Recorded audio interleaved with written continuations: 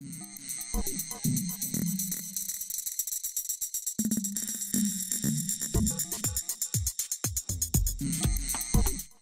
Patterson-Wilson, and I'm the Costume Supervisor. Well, basically, my responsibility is the crew and the budget. It's my responsibility to try to make sure that we're on track in terms of what our established budget is.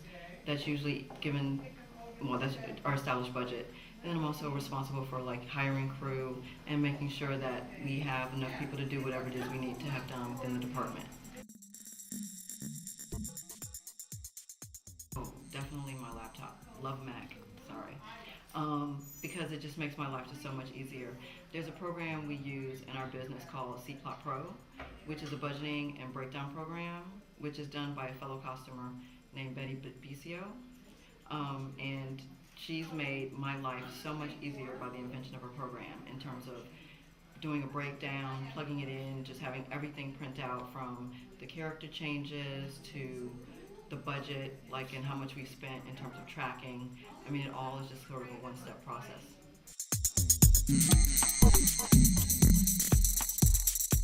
Well, normally because we're a union show, we have to go through the local, which is Local 38. Local 38 has a roster of people that are available.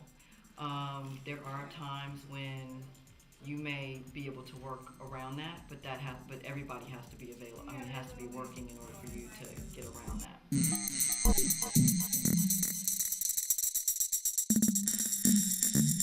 Well, for one, it's a period movie that had a smaller budget. And a lot of people, what makes it different in terms of being a period movie with a smaller budget is usually on films when they're contemporary, you're allowed, like, it makes it easier when background or can wear their own clothes in to work in the scenes. Well, for this movie, we have to outfit almost everybody that's working in the movie because of the period. It's 1968. Most people don't have clothing in their wardrobe from 1968, and if we want to keep it, to the period, we have to do that.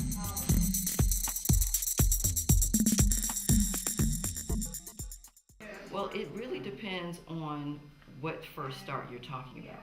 If you're talking about my first start as a costume designer, that would be a gentleman named Eric Buzil. If you were talking about my first start as a costume supervisor, that would be a costume designer named Salvador Perez. If you're talking about my first shot as a set costumer, that would be a woman by the name of Gail DeCrassel. I came up through the ranks basically doing non-union work for $50 a day.